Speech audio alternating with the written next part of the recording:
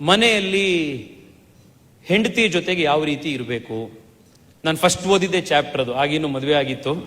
ಫಸ್ಟೇ ಸೋಮಯ್ಯನವರಿಂದ ಏನಾರು ಒಂದು ತಿಳ್ಕೊಳ್ಳೋದಿದ್ರೆ ಅದನ್ನು ತಿಳ್ಕೊಂಡ್ಬಿಡೋಣ ಅಂತ ಫಸ್ಟೇ ಅದನ್ನು ಓದಿದೆ. ಈ ರೀತಿ ಬಹುಶಃ ಈ ಪುಸ್ತಕ ಬರೆಯೋದಕ್ಕೆ ಈ ಡಿವೈನ್ ಲೈಫ್ ಸಬ್ಲೈಮ್ ಹ್ಯುಮ್ಯಾನಿಟಿ ಅಂತ ಇಂಗ್ಲಿಷ್ನಲ್ಲಿದೆ, ಕನ್ನಡದಲ್ಲಿ ಭವ್ಯ ಜೀವನ, ದಿವ್ಯ ಜೀವನ, ಭವ್ಯ ಮಾನವ ಅನ್ನುವಂಥ ಪುಸ್ತಕ ಅವರು ಕನ್ನಡದಲ್ಲಿ ಇದಕ್ಕೆ ಬರೆದಿದ್ದಾರೆ.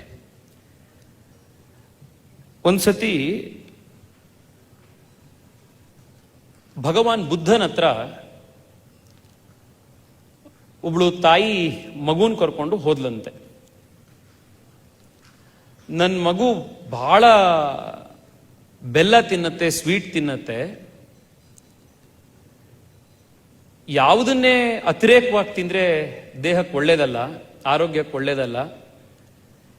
ಈ ಬೆಲ್ಲ ಸ್ವೀಟು ತಿನ್ನೋದನ್ನ ಕಡಿಮೆ ಮಾಡೋದಕ್ಕೆ ಮಗುಗೆ ಸ್ವಲ್ಪ ಬುದ್ಧಿ ಹೇಳಿ ಅಂತ ಬುದ್ಧನ ಹತ್ರ ತಾಯಿ ಕರ್ಕೊಂಡು ಹೋಗಿ ಕೇಳಿದ್ರಂತೆ. ಆಗ ಬುದ್ಧ ಮುಂದಿನ ವಾರ ಬನ್ನಿ ಅಂತ ಹೇಳಿದ್ನಂತೆ. ಸೊ ಮುಂದಿನ ವಾರ ತಾಯಿ ಮಗುನ್ ಕರ್ಕೊಂಡು ತಿರ್ಗಾ ಹೋದ್ರಂತೆ. ಕರ್ಕೊಂಡು ಹೋಗಾದ್ಮೇಲೆ ತಾಯಿ ಎದುರುಗಡೆ ಮಗುಗೆ ಹೇಳಿದ್ರಂತೆ ಭಗವಾನ್ ಬುದ್ಧ, ಸ್ವೀಟ್ ತಿನ್ನೋದು ಒಳ್ಳೇದಲ್ಲಪ್ಪ, ತುಂಬಾ ಜಾಸ್ತಿ ತಿನ್ನಬಾರ್ದು, ಯಾವುದನ್ನೇ ಅತಿರೇಕವಾಗಿ ತಿಂದ್ರೆ ಒಳ್ಳೇದಲ್ಲ, ಸ್ವಲ್ಪ ಬೆಲ್ಲ ಸ್ವೀಟ್ ತಿನ್ನೋದು ಕಡಿಮೆ ಮಾಡು ಅಂತ. ಆಗ ತಾಯಿ ಕೇಳಿದ್ರಂತೆ, ಇದನ್ನೇ ಹೋದ್ವಾರ ಹೇಳ್ಬೋದಿತ್ತಲ್ಲ ನೀವು, ಒಂದು ವಾರ ಆದ್ಮೇಲೆ ಕರೆಸಿ ನನಗೆ ಯಾಕೆ ಹೇಳಿದ್ರಿ ಅಂತ. ಆಗ ಭಗವಾನ್ ಬುದ್ಧ ಹೇಳದ್ನಂತೆ, ಇಲ್ಲ ನಾನು ಸಿಕ್ಕಾಪಟ್ಟೆ ಬೆಲ್ಲ ತಿಂತಾ ಇದ್ದೆ, ಒಂದು ವಾರ ನಾನು ತಿನ್ನೋದು ನಿಲ್ಲಿಸಿ ಅವ್ರಿಗೆ ಬೋಧನೆ ಮಾಡುವಂತ ಯೋಗ್ಯತೆ ಬಂದ ಮೇಲೆ ನಾನು ಇದನ್ನ ನಿಮ್ಮ ಮಗಂಗೆ ಹೇಳಿದ್ದು ಅಂತ. ನನಗೆ ಸೋಮಯ್ಯನವರ ಪುಸ್ತಕದ ಅವ್ರು ನನಗೆ ಫಾರ್ವರ್ಡ್ ಬರ್ಕೊಡಿ ಅಂತ ಕೇಳಿದ್ರು. ಸೊ ಆ ಫಾರ್ವರ್ಡ್ ಬರ್ಕೊಡೋದಕ್ಕಿಂತ ಮುಂಚೆ ಯಾವ ಪುಸ್ತಕಕ್ಕೆ ಫಾರ್ವರ್ಡ್ ಬರೀತಿದೀವಿ ಅಂತ ಗೊತ್ತಿರ್ಬೇಕಲ್ಲ, ಅದಕ್ಕೆ ಒಂದ್ಸತಿ ಅದನ್ನು ತಿರುವು ಹಾಕಿದೆ, ಪುಸ್ತಕನ ಏನೇನು ಬರೆದಿದ್ದಾರೆ ಅಂತ. ಅದರಲ್ಲಿ ಜೀವನದ ಹಲವಾರು ಬೇರೆ ಬೇರೆ ಅಂಶಗಳು, ಆಯಾಮಗಳ ಬಗ್ಗೆ ಅವರು ಆ ಪುಸ್ತಕದಲ್ಲಿ ಬರೀತಾ ಹೋಗಿದ್ದಾರೆ. ಒಂದು ಮಗುನ್ ಬೆಳೆಸುವಂಥದ್ದು ಹೇಗೆ, ಆಹಾರ ಪದ್ಧತಿ ಹೇಗಿರಬೇಕು, ವ್ಯಾಯಾಮ ಯಾವ ರೀತಿ ಇರಬೇಕು, ಮನೆಯಲ್ಲಿ ಹೆಂಡತಿ ಜೊತೆಗೆ ಯಾವ ರೀತಿ ಇರಬೇಕು. ನಾನು ಫಸ್ಟ್ ಓದಿದ್ದೆ ಚಾಪ್ಟರ್ ಅದು, ಆಗಿನ್ನೂ ಮದುವೆ ಆಗಿತ್ತು. ಫಸ್ಟೇ ಸೋಮಯ್ಯನವರಿಂದ ಏನಾರು ಒಂದು ತಿಳ್ಕೊಳ್ಳೋದಿದ್ರೆ ಅದನ್ನು ತಿಳ್ಕೊಂಡ್ಬಿಡೋಣ ಅಂತ ಫಸ್ಟೇ ಅದನ್ನು ಓದಿದೆ. ಈ ರೀತಿ ಎಷ್ಟೊಂದು guidance for a healthy pregnancy, essential baby care, true essence of family life, the ideal woman, her role and virtues, a boy's heartbeat for his beloved, ಎಷ್ಟೊಂದು ಬಹಳ ಸಿಂಪಲ್ ಆಗಿರುವಂತಹ ವಿಚಾರಗಳು, ಆದ್ರೆ ಜೀವನ ಹೇಗೆ ನಡೆಸಬೇಕು ಅನ್ನುವಂಥ ಒಂದು ಮಾರ್ಗದರ್ಶಿ. ಇದನ್ನ ನಾನು ಯಾಕೆ ಬುದ್ಧನ ಕತೆ ಹೇಳಿದೆ ಅಂತಂದ್ರೆ, 80ರ ಮೇಲಿನ ಪೂರ್ಣ ಜೀವನವನ್ನ ನೋಡಿರುವಂಥ, ಜೀವನದ ಈ ಎಲ್ಲಾ ಕಾಲಘಟ್ಟಗಳನ್ನ, ಆಯಾಮಗಳನ್ನ, ಆಲ್ ಸೀಸನ್ಸ್ ಆಫ್ ಲೈಫ್ ಅನ್ನ ನೋಡಿರುವಂಥ, 80 ಸಂವತ್ಸರಗಳನ್ನ ನೋಡಿರುವಂಥ ಸೋಮಯ್ಯನವರಿಗೆ ಈ ಪುಸ್ತಕ ಬರೆಯುವಂಥ ಯೋಗ್ಯತೆ ಅವರಿಗೆ ಇದೆ ಅನ್ನೋದಕ್ಕೋಸ್ಕರ ಈ ಪುಸ್ತಕ ವಿಶೇಷ. That is why this book is so special.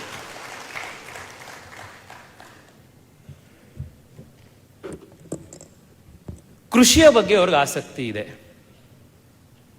ಬಂದಾಗ್ಲೆಲ್ಲ ಪ್ರತಿ ಸತಿ ನಮ್ಮ ತಂದೆ ತಾಯಿ ಸಿಕ್ಕಿದ್ರೆ, ನಮ್ಮ ತಂದೆ ತಾಯಿನೂ ನಮ್ಮ ಊರು ಚಿಕ್ಕಮಗಳೂರು, ನಾವೆಲ್ಲರೂ ಸಮಾನವಾಗಿ ಕಾಫಿ ಬೆಳೆಗಾರರು, ಅದೇ ರೀತಿ ಸಮಾನ ದುಃಖಿಗಳು ಕೂಡ.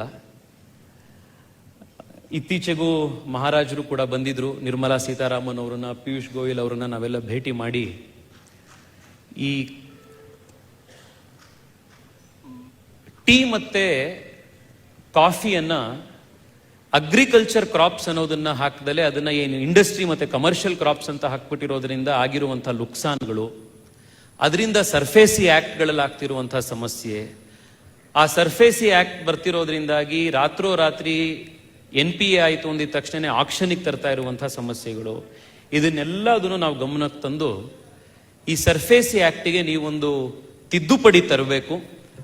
ಕಾಫಿಯನ್ನ ನೀವು ಅಗ್ರಿಕಲ್ಚರ್ ಜೊತೆಗೆ ತೆಗೆದುಕೊಂಡು ಬರಬೇಕು, ಇದನ್ನ ಇಂಡಸ್ಟ್ರಿಯಿಂದ ಹೊರಗಡೆ ಇಡಬೇಕು ಅನ್ನುವಂಥ ನಾವು ಡಿಮ್ಯಾಂಡನ್ನು ಮೊನ್ನೆ ಕೂಡ ನಾವು ಮಾಡಿದ್ವಿ. ಇದನ್ನೆಲ್ಲ ಚರ್ಚೆ ನಮ್ಮ ತಂದೆಯವ್ರ ಜೊತೆಗೆ ಸೋಮಯ್ಯನವರು ಮಾಡ್ತಾ ಇರುವಂಥ ಟೈಮ್ನಲ್ಲಿ ಅವರು ಗಿಡದ ಬಗ್ಗೆ, ಕೃಷಿ ಬೆಳೆಯೋದ್ರ ಬಗ್ಗೆ, ಒಂದು ಮರ ಗಿಡ ಅದರದ್ದು ಬಗ್ಗೆ, ಅದರ ಆಸಕ್ತಿ ಬಗ್ಗೆ ಅವರು ತಿಳಿಸ್ತಾ ಇರ್ತಾರೆ. ಇನ್ನೊಂದು ದಿವಸ ಈಗ ಅವ್ರು ತಿಳಿಸಿದ್ರು, ಇಲ್ಲಿ ಕಾವೇರಿ ತಾಯಿದು ಏನು ಮೂರ್ತಿ ಇದೆ ಅವರೇ ಅದನ್ನ ಮಾಡಿಸಿದ್ದು, ಇಲ್ಲಿ ನಾನು ಮಾಡಿಸ್ಕೊಟ್ಟೆ, ಅದರಲ್ಲಿ ಅವ್ರಿಗೆ ಆಸಕ್ತಿ ಇದೆ. ನನ್ಗೆ ಇನ್ನೊಂದು ಯಾವುದೋ ಒಂದು ತಂದ್ಕೊಟ್ಟಿದ್ರು ಅವತ್ತು. ಇದೇ ರೀತಿ ಪಂಚಲೋಹದಲ್ಲಿ ಮತ್ತೆ ಬ್ರಾಸ್ನಲ್ಲಿ ಮಾಡಿಸಿರುವಂಥ ಒಂದು ಕಲಾಕೃತಿಯನ್ನ ಮಾಡಿಸಿದ್ರು. ಅದನ್ನ ಅವ್ರು ಕಮಿಷನ್ ಮಾಡಿಸಿ ಎಷ್ಟೋ ಕಡೆ ಅದನ್ನೆಲ್ಲ ಮಾಡಿಸಿರುವಂಥದ್ದು. ಬರವಣಿಗೆ, ಹಳೆ ಪುಸ್ತಕಗಳ ಕಲೆಕ್ಷನ್ನು, ಇದು ಒಬ್ಬ ವ್ಯಕ್ತಿಯ ಜೀವನೋತ್ಸಾಹ ತೋರಿಸುತ್ತೆ. ಅವ್ರದ್ದು ಇನ್ನೊಂದು ರಿಕ್ವೆಸ್ಟ್ ಇದೆ. ಈ ಕಾರ್ಯಪ್ಪನವರ ಪುಸ್ತಕ ಏನಿದೆ ಅದನ್ನು ಅವ್ರು ನನಗೆ ಕೇಳಿದ್ರು, ಡೆಲ್ಲಿಯಲ್ಲಿ ಯಾವ್ಯಾವ ಎಂಬೆಸಿಗಳಿದೆ ಆ ಎಲ್ಲ ಅಂಬಾಸಿಡರ್ಸ್ಗಳನ್ನು ಒಂದು ಕಡೆ ಸೇರಿಸಿ ಕಾರ್ಯಕ್ರಮ ಮಾಡಿ ಜನರಲ್ ಕಾರ್ಯಪ್ಪನವರ ಪುಸ್ತಕವನ್ನು ಅಲ್ಲಿ ರಿಲೀಸ್ ಮಾಡಿ ಅಲ್ಲಿ ನೀವೆಲ್ರಿಗೂ ಕೊಡಿಸ್ಬೇಕು ಅಂತಂದ್ರು. ನನಗೆ ಖುಷಿಯಾಗಿದ್ದೇನು ಅಂತಂದ್ರೆ 87, 88ರಲ್ಲಿ ಇನ್ನೂ ಒಂದು ಹೊಸ ಪುಸ್ತಕ ಬರೀಬೇಕು, ಅದನ್ನ ಡೆಲ್ಲಿ ಲಾಂಚ್ ಮಾಡಬೇಕು, ಅದನ್ನ ಇನ್ನೊಂದು 10 ಜನಕ್ಕೆ ಕೊಡಬೇಕು ಅನ್ನುವಂಥ ಜೀವನೋತ್ಸಾಹ ಇದೆಯಲ್ಲ, ಅದು ನಮಗೆಲ್ರಿಗೂ ಕೂಡ ಜೀವನದಲ್ಲಿ ಪ್ರೇರಣೆ. That is how we should lead a life. ನಾನಿವತ್ತು ಬಂದಿರುವಂಥದ್ದು ಸೋಮಯ್ಯನವರಿಗೆ ನನ್ನ ಅಭಿಮಾನವನ್ನ ವ್ಯಕ್ತಪಡಿಸಕ್ಕೆ. ಶತಾಯುಷಿಗಳಾಗಿ ನಮ್ಮಂಥ ಎಷ್ಟೋ ಜನ ಯುವಕರಿಗೆ ನಿಮ್ಮ ಜೀವನದ ಮೂಲಕ ಒಂದು ಪ್ರೇರಣೆ ಕೊಡಿ ಎನ್ನುವಂಥ ಅಭಿಲಾಷೆಯನ್ನ ನಿಮ್ಮೆಲ್ಲರ ಪರವಾಗಿ ನಾನಿವತ್ತು ಇಲ್ಲಿ ಭಗವಂತನಲ್ಲಿ ಪ್ರಾರ್ಥನೆ ಮಾಡಲಿಕ್ಕೆ, ಆ ಭಗವಂತ ಇಗುತಪ್ಪನಲ್ಲಿ, ಕಾವೇರಿ ತಾಯಿಯಲ್ಲಿ ಪ್ರಾರ್ಥನೆ ಮಾಡಲಿಕ್ಕೆ ಇವತ್ತು ಬಂದಿರುವಂಥದ್ದು ಸೋಮಯ್ಯನವರೇ. ಲಾಸ್ಟ್ ಟೈಮ್ ಬಂದಾಗ ಅವರದ್ದೆಲ್ಲ ಹಳೆ ಫೋಟೋಗಳನ್ನೆಲ್ಲ ತೋರಿಸಿದ್ರು. ಬಹಳ ಒಳ್ಳೆ ಫಿಲ್ಮ್ ಸ್ಟಾರ್ ಇದ್ದಂಗೆ ಇದ್ದಾರೆ ಅವ್ರು, ಆಗ್ಲಿನ ಪಿಕ್ಚರ್ಗಳಲ್ಲೂ ಎಲ್ಲ. ಆಮೇಲೆ ಬೇರೆ ಬೇರೆ ಸ್ಟೈಲ್ ಬಿಯರ್ಡ್ಗಳನ್ನೆಲ್ಲ ಬಿಟ್ಟಿದ್ದಾರೆ ಆ ಟೈಮ್ನಲ್ಲಿ ಎಲ್ಲ. ಇದನ್ನೆಲ್ಲ ನೋಡಿದಾಗ what I really like about him is the spirit of life, his enthusiasm to lead life to its fullest, even at this age. ನಾವು ಎಷ್ಟೋ ಜನನ ನೋಡ್ತಾ ಇರ್ತೀವಿ, ಯಾವಾಗ ಒಂಚೂರು ಅವರು ರಿಟೈರ್ ಆಗೋಗ್ತಾರೆ, 60 ವರ್ಷ ಸರ್ಕಾರಿ ಕೆಲಸದಲ್ಲಿ ಇರ್ತಾರೆ ಅಥವಾ ಇನ್ಯಾವುದೋ ಬೇರೆ ಇದರಲ್ಲಿ ಕೆಲಸ ಮಾಡ್ತಾ ಇರ್ತಾರೆ, ಆಕ್ಟಿವ್ ಆಗಿರ್ತಾರೆ. ಅವ್ರು ರಿಟೈರ್ ಆಗಿದ ತಕ್ಷಣ ನೀವು ನೋಡಿ ಯಾವುದೋ ಮೊಣಕಾಲು ನೋವು ಅಂತ ಸ್ಟಾರ್ಟ್ ಆಗುತ್ತೆ, ಇನ್ನೇನೋ ಒಂಚೂರು ಪ್ರಾಬ್ಲಮ್ ಅಂತ ಸ್ಟಾರ್ಟ್ ಆಗುತ್ತೆ, ಅಲ್ಲಿಂದ ಒಂದು ಇದಾಗ್ತಾ ಹೋಗುತ್ತೆ. ಇನ್ನು ಕೆಲವ್ರು ಇರ್ತಾರೆ, ಅವರು ರಿಟೈರ್ ಆದ್ಮೇಲೆ ಮುಂಚೆ ಅವ್ರು ಎಷ್ಟು ಬ್ಯುಸಿ ಇದ್ರು ಅದಕ್ಕಿಂತ ಜಾಸ್ತಿ ಆಕ್ಟಿವಿಟೀಸ್ಗಳು ಅದಾದ್ಮೇಲೆ ಸ್ಟಾರ್ಟ್ ಆಗೋಗ್ಬಿಡತ್ತೆ. ಎಷ್ಟು ಆಕ್ಟಿವ್ ಆಗಿ ಸಮಾಜ ಜೊತೆಗೆ ಇನ್ನೊಂದು ಜೊತೆಗೆ ಓಡಾಡ್ಕೊಂಡಿರ್ತಾರೋ ಅಷ್ಟು ಆರೋಗ್ಯವಾಗಿ ಅವ್ರು ಇರ್ತಾರೆ. ನನಗೆ ಈ ಪುಸ್ತಕ ಬಿಡುಗಡೆ ಸಮಾರಂಭ, ಅವರ ಪುಸ್ತಕ, ಇದೆಲ್ಲದಕ್ಕಿಂತ ಹೆಚ್ಚಾಗಿ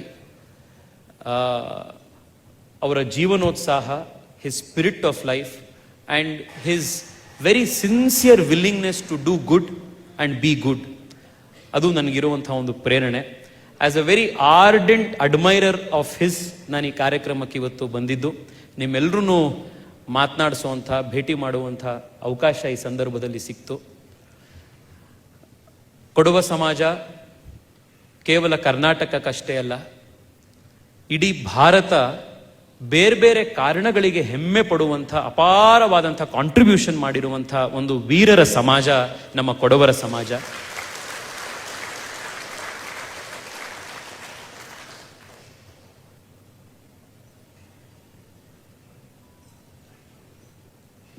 ಜನರಲ್ ಕಾರ್ಯಪ್ಪನವರ, ತಿಮ್ಮಯ್ಯನವರ ಜೀವನಗಳನ್ನು ಓದಿದಾಗ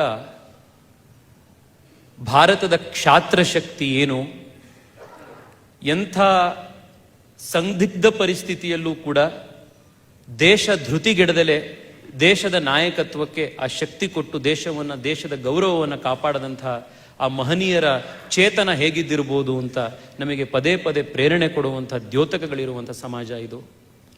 ಇವತ್ತಿಗೂ ಕೂಡ ಭಾರತದ ಹಾಕಿ ಇರ್ಬೋದು, ಭಾರತದ ಸೈನ್ಯ ಇರ್ಬೋದು, ಇತ್ತೀಚೆಗೆ ಭಾರತದ ಸ್ಟಾರ್ಟಪ್ಗಳಲ್ಲಿರ್ಬೋದು, ಕೊಡವ ಸಮಾಜದ ಯುವಕರು ಆದಷ್ಟು ಮುಂದೆ ಬಂದು ದೇಶದ ಸಮಾಜದ ಪ್ರಗತಿಗೆ ಅವರು ಕೆಲಸ ಮಾಡ್ತಾ ಇದ್ದಾರೆ. ಒಳ್ಳೆ ಸಂಸದರು ಸಿಕ್ಕಿದ್ದಾರೆ, ಅವರ ಧ್ವನಿ ಸಂಸತ್ತಿನಲ್ಲಿ ನಿಮ್ಮೆಲ್ಲರ ಏನೇ ನೀವು ಪ್ರೆಸೆಂಟೇಷನ್ ಕೊಟ್ಟಿದ್ದೀರಿ, ಮೆಮೊರಾಂಡಮ್ಸ್ ಕೊಟ್ಟಿದ್ದೀರಿ, ಅದಕ್ಕೆ ನಾವೆಲ್ಲರೂ ಜೊತೆಯಾಗಿ ಅದಕ್ಕೆ ನಾವೆಲ್ಲರೂ ಕೂಡ ಧ್ವನಿಗೂಡ್ತೀವಿ. ನಾನು ಬೆಂಗಳೂರು ದಕ್ಷಿಣದ ಸಂಸದ ಆದರೂ ಕೂಡ ಪ್ರತಿನಿತ್ಯ ಕಾವೇರಿ ನೀರನ್ನು ಕುಡಿದಿರುವಂಥ ಒಂದು ಋಣ ಇದೆ. ಕಾವೇರಿ ತಾಯಿಗೆ ಕೊಡವ ಸಮಾಜದ ಮೂಲಕ, ಸೇವೆಯ ಮೂಲಕ ಋಣವನ್ನು ನಾವೆಲ್ಲರೂ ಕೂಡ ತೀರಿಸಬೇಕು ಅನ್ನುವಂಥ ಒಂದು ಆಶಯದ ಜೊತೆಗೆ ನನಗೆ ಇವತ್ತು ಮತ್ತೊಂದು ಸಂತೋಷ ಅಂತಂದರೆ ಮಹಾರಾಜರ ಜೊತೆಗೆ ಕಾರ್ಯಕ್ರಮದಲ್ಲಿ ಇದ್ದಿದ್ದು. ನನಗೆ ಸೋಮಯ್ಯನವ್ರು ಕೇಳಿದ್ರು, ಈ ಇನ್ವಿಟೇಷನ್ನಲ್ಲಿ ಯಾವ ಥರ ಹೆಸರು ಹಾಕಬೇಕು, ಫಸ್ಟ್ ಹೆಸರು ನಿಮ್ದು ಹಾಕಬೇಕಾ, ಫಸ್ಟ್ ಹೆಸರು ಅವ್ರದ್ದು ಹಾಕಬೇಕಾ, ಏನು ಸರ್ ಪ್ರೋಟೋಕಾಲು ಅಂತ. ನಾನು ಸೋಮಯ್ಯನವ್ರಿಗೆ ಹೇಳಿದೆ, ಅಯ್ಯೋ first time, second time MP, third time ಇವನ್ನೆಲ್ಲ ನೀವು ಯೋಚನೆ ಮಾಡಬೇಡಿ. ನಾವು ಕರ್ನಾಟಕದವರಿಗೆ ಯಾವತ್ತಿಗೂ ಎಂದೆಂದಿಗೂ ಮಹಾರಾಜರು ಮಹಾರಾಜರೇ, ಅವರೇ ಮುಖ್ಯ ಅತಿಥಿಗಳಾಗಿರಬೇಕು. ನೀವು ಅವರಿಗೆ ಆ ಗೌರವ ಸಲ್ಲಿಸಬೇಕು. ಅವ್ರ ಬಗ್ಗೆ ನಮಗಿರುವಂಥ ಅಭಿಮಾನ ಯಾವತ್ತೂ ಹಾಗೆ ಇದೆ ಅಂತ ಸೋಮಯ್ಯನವ್ರಿಗೂ ಅವತ್ತು ಹೇಳಿದ್ದೆ. ಇವತ್ತು ಮಹಾರಾಜರು ಕೂಡ ಈ ಕಾರ್ಯಕ್ರಮಕ್ಕೆ ಬಂದಿದ್ದು, ಈ ಪುಸ್ತಕವನ್ನು ಬಿಡುಗಡೆ ಮಾಡಿದ್ದು ನಮ್ಮೆಲ್ರಿಗೂ ಬಹಳ ಸಂತೋಷ ತಂದಿದೆ. ನಿಮ್ಮೆಲ್ರಿಗೂ ಕೂಡ ಮತ್ತೊಮ್ಮೆ ಶುಭಾಶಯಗಳು. ನಾವೆಲ್ಲರೂ ಕೂಡ ಸೋಮಯ್ಯನವ್ರನಂತೆ ದೀರ್ಘಕಾಲ ಬಾಳೋ ರೀತಿ ಆಗಲಿ. ನಮಗೂ 80 ವಯಸ್ಸಾದಾಗ ಸೋಮಯ್ಯನವ್ರ ರೀತಿ ಪುಸ್ತಕಗಳು ಬರ್ಕೊಂಡು, ಈ ರೀತಿ ಕಾರ್ಯಕ್ರಮಗಳು ಮಾಡಿಕೊಂಡು, ಇನ್ನೂ 4 ಜನಕ್ಕೆ ಖುಷಿಯಾಗಿ ಜೀವನದಲ್ಲಿ ಉತ್ಸಾಹ ಕೊಡುವಂಥ ಪ್ರೇರಣೆ ಜೀವನವನ್ನು ನಾವೆಲ್ಲರೂ ಕೂಡ ನಡೆಸೋಣ ಅಂತ ಹೇಳಿ, ಮತ್ತೊಮ್ಮೆ ನಿಮ್ಮೆಲ್ಲರ ಪರವಾಗಿ ನಾನು ಅವರಿಗೆ ಆಶೀರ್ವಾದ ಮಾಡುವಷ್ಟು ಹಿರಿಯ ಅಲ್ಲ, ಆದ್ರಿಂದ ಆಶಯ ಅಷ್ಟೇ ಮಾಡ್ಬೋದು. ಶತಾಯುಷಿಗಳಾಗಿ ಅವರು ಬದುಕಲಿ, ನಮ್ಮೆಲ್ರಿಗೂ ಅವರು ಒಳ್ಳೇದು ಮಾಡಲಿ, ಅವರಿಂದ ಮತ್ತಷ್ಟು ಕೆಲಸಗಳಾಗಲಿ ಅಂತ ಪ್ರಾರ್ಥನೆ ಮಾಡ್ತಾ ಇದ್ದೀನಿ. ನಮಸ್ಕಾರ.